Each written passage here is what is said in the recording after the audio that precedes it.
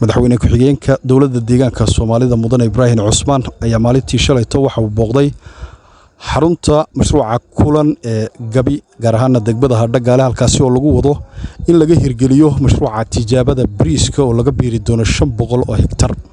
haddaba maareeyaha xafiiska dooxooyinka iyo waraabka laanta Gabi Mudane Cabdilaahi Xasan Ibrahim ayaa ka warbixinaya ujeedadii socdaalka madaxweynaha ee ku salaysan booqashada Gabi.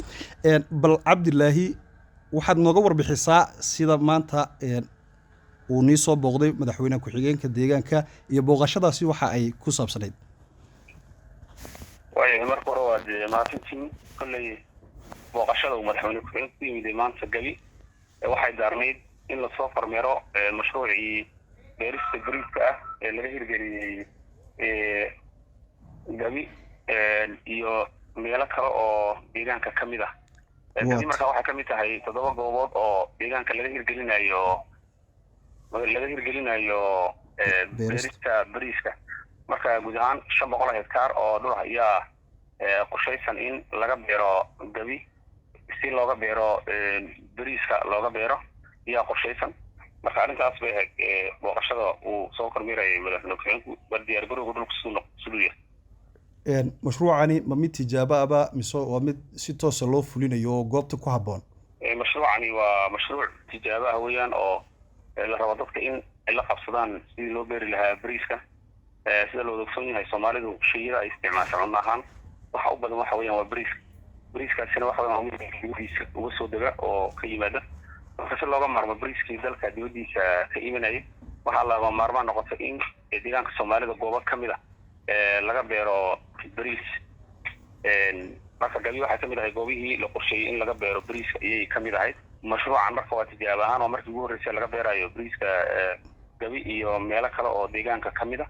marka una sii socon doonaa mustaqbalka 3 sano soo socoto iyo sii socon doonaa in la beero bariiska iskaashatooyinka lagu sii dhiirigeliyo sidii soo saar lahayn bariiska.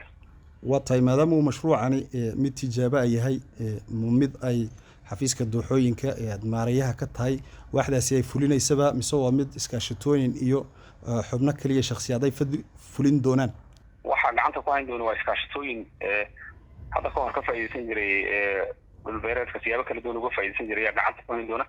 annagu laakiin xafiisan waxaan ku taakuleynaa waa dhinaca technical wixii technical ee nala gudboon in aan annagu aan ka caawino isla markaasna wixii input loo baahan yahay inaan u soo dhaweyno oo aan ku caawino kadibna ay noqdaan iskaashatooyin ku guuleysta oo hadafkii laga lahaa kamira dhaliya inay noqdaan ilaa ugu dambeynta ilaa uu goynta ay gaarayso ilaa soo goynteeda annagu wixii technical ah umaan waran la gaaro joogana laakiin cidda fulinaysa ee gacanta ku haynaysa waa iskaashatooyinkaas.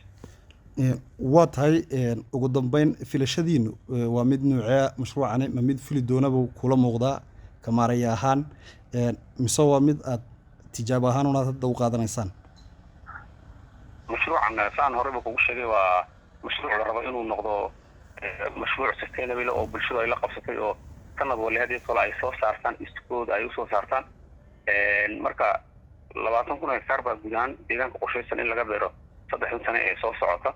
marka 3,000 hektar ugu horeysay baa deegaanka hadda laga bilaabay in la beero.